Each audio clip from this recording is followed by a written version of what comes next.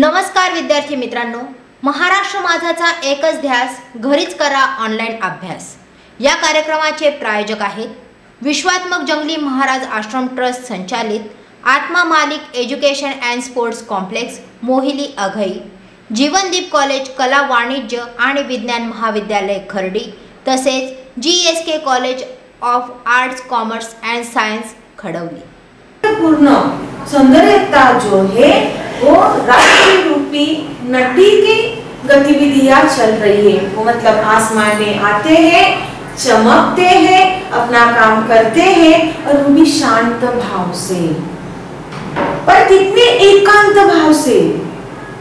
हाँ, उन्हें कोई समस्या नहीं होती है, उन्हें कोई क्रोध नहीं होता है, अपने शांत भाव से आते हैं, अपना काम करते हैं। कितने शांत और चुपचाप। मतलब हमें प्रकृति से ये बात सीखनी है, प्रकृति से हमें ये बात जो है वो सीखनी है कि अपना काम जो है, दिन का जो कार्यकलाप है वो हमें करते रहना चाहिए, बिना किसी पेटोक से हमें वो काम जो है वो करना चाहिए। तो इस प्रकार से सुंदर चंद्रमा अपनी चंचल किरणें लेकर पृथ्वी पर खेल रहा है, जल में थल में वो नाच रहा है, झूम रहा है और अपना जो प्रकाश है पूरी धरती पर अंबर यानी आकाश में फैला रहा है और अपनी खुशी प्रकट करता है।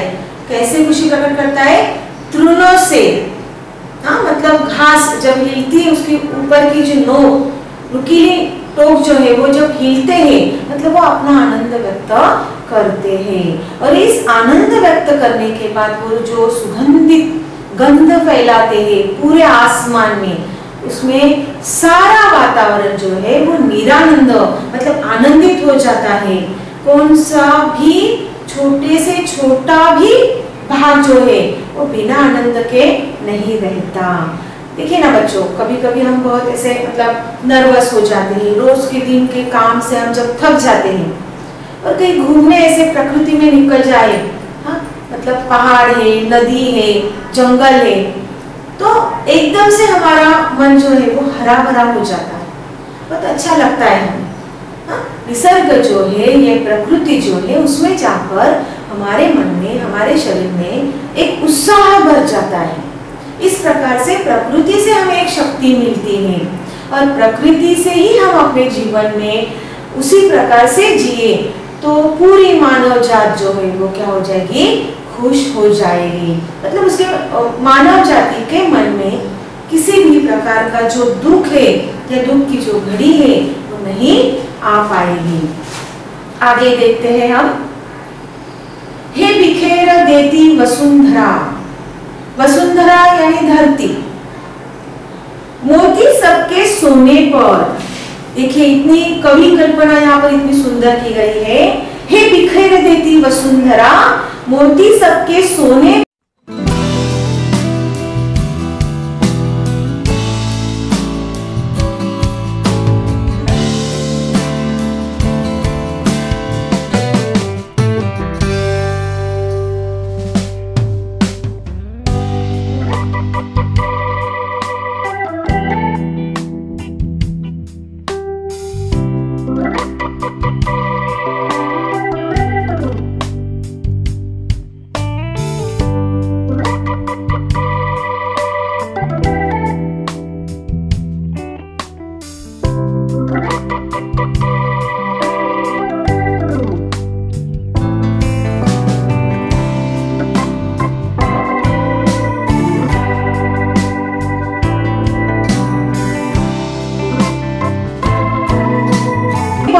जब सब लोग सोने के लिए जाते हैं, हाँ रात्रि होने पर जब हम सोने के लिए जाते हैं तो हे वसुंधरा, धरती क्या करती है? वहां पर चांद तारे, मोती, मोती मतलब चांद और तारे जो आकाश में फैलते हैं वो बिखेर देती हैं। रवि बटोर लेता है उनको सदा सवेरा होने पर। सवेरे जब आप लोग उठते हैं, प्रातः काल एकदम सवेरे सवेरे, तो उस समय में हमें चारों ओर ओस की बूंदे, पानी के थेंब वो पत्तों पर, हर जगह पर ऐसे वहां पर हमें बिछे हुए नजर आते हैं, मानो वो मोती है। मतलब धरती पर सब बिखरे हुए हैं, मोती बिखरे हुए हैं। वो जो ओस की बूंदें होती है ना, वो हमें चांद तारों की तरह नजर आती है। मतलब हे बिखेर देती वसुंधरा, पूरे वसुंधरा मतलब धरती पर मोती सबके सोने पर, सबके सोने पर, सब सोने को जाने के बाद पूरे धरती पर मोतियों का वहां पर हमें क्या सजा सजा ऐसा वातावरण नजर आता है। फिर अभी आगे देखिए, रवि बटोर लेता है उनको सदा सवेरा होने पर। सुबह जब रवि यानी सूर्य, रवि यानी सूर्य, तो सूर्योदय जब होता है, सूर्योदय की सूर्य की किरणें जब पृथ्वी पर आती है तो वो किरणें सब वो मोती बटोरते हैं। बटोरते मतलब जमा करते हैं, वो मोती क्या करते हैं, जमा करते हैं। तो रवि बटोर लेता है उनको सदा सवेरा होने पर, मतलब वो ओस की बूंदें नष्ट हो जाती है सूर्य की किरणें आने पर। तो कवि कल्पना कैसे की गई है, जैसे सूरज आता है और मोतियों को बटोरता है, मतलब जमा करता है। आगे देखिए, और विराम दायिनी अपनी संध्या को दे जाता है, शून्य श्याम तनु जिससे उसका नया रूप झलकाता है। विराम दायिनी मतलब विश्राम, आराम। तो और विराम दायिनी अपनी संध्या को दे जाता है। संध्या, संध्या यानी शाम, शाम की जो समय है, तो विश्राम देने वाली संध्या को वो दे जाता है। रवि मतलब सूर्यास्त होने के बाद सूर्य जो है, रवि जो है वो चला जाता है और हम सभी को आराम देने वाली एक व्यक्ति इस धरती पर है, और वो है संध्या। संध्या यानी शाम का समय, जिसे हम मराठी में कहते हैं संध्या काल। तो ये विरामदायी देने वाली जो संध्या है ना, वो क्या करती है, तो हमें विश्राम, विरामदायी दे जाती है। शून्य श्याम तनु जिससे उसका नया रूप झलकाता है। शून्य श्याम, शाम यानी फिर से हम यहाँ पर रात कह सकते हैं। तो जो काली काली शाम, शाम वर्ण जो रात फैली।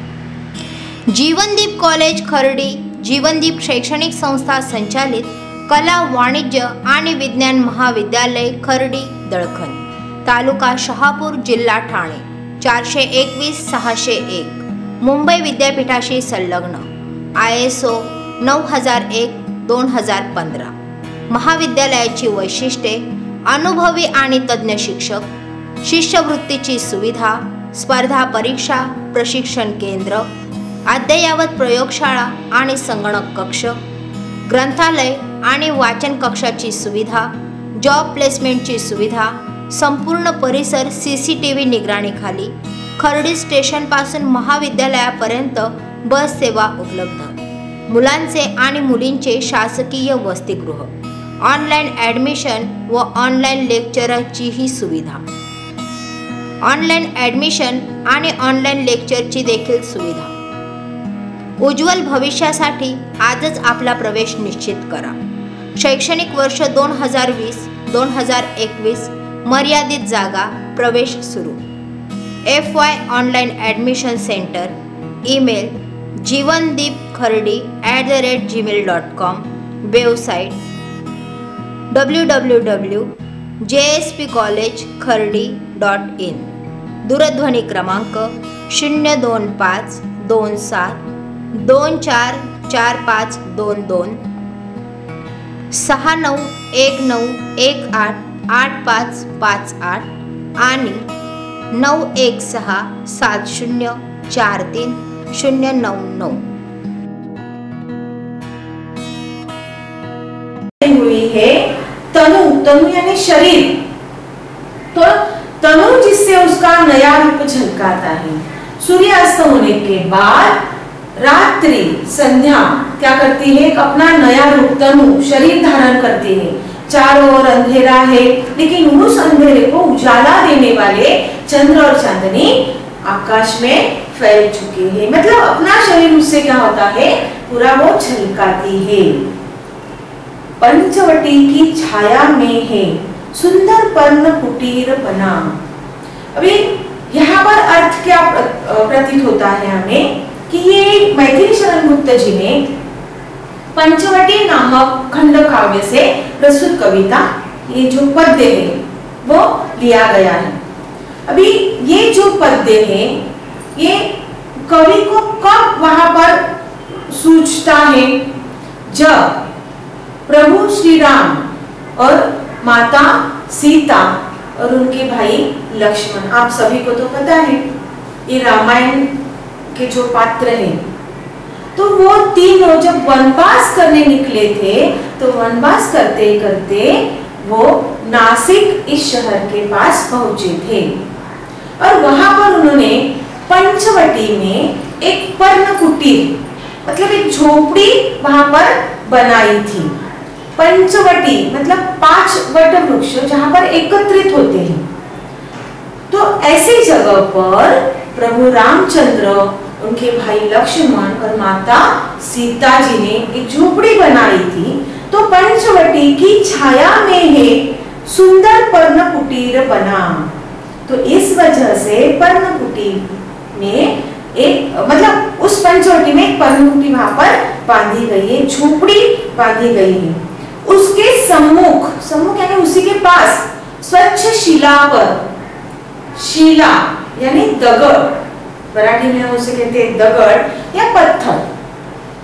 तो उस शिला पर धीर वीर निर्भीक बना एक ऐसा व्यक्ति या ऐसा पुरुष उस शिला पर बैठा हुआ है जो धीर वीर है। मतलब क्या है, वो बहुत ही वीर ऐसा पुरुष हमें वहां पर नजर आता है। उस पर्णकुटी के पास ही एक शिला है, एक पत्थर है और उस पत्थर पर कोई तो एक पुरुष बैठा हुआ है जो कौन है, धीर गंभीर है, एकदम वीर है। तो यहाँ पर हम ऐसा अर्थ समझ सकते हैं कि पंचवटी में जब प्रभु रामचंद्र रह रहे थे तो वहां पर उन्होंने पर्णकुटी मतलब एक झोपड़ी बनाई थी और उस झोपड़ी के पास ही एक पत्थर पर एक पुरुष बैठा हुआ है। ठीक है बच्चों, और थोड़ा 5 मिनट के हम रुकते हैं, फिर उसके बाद आगे देखेंगे।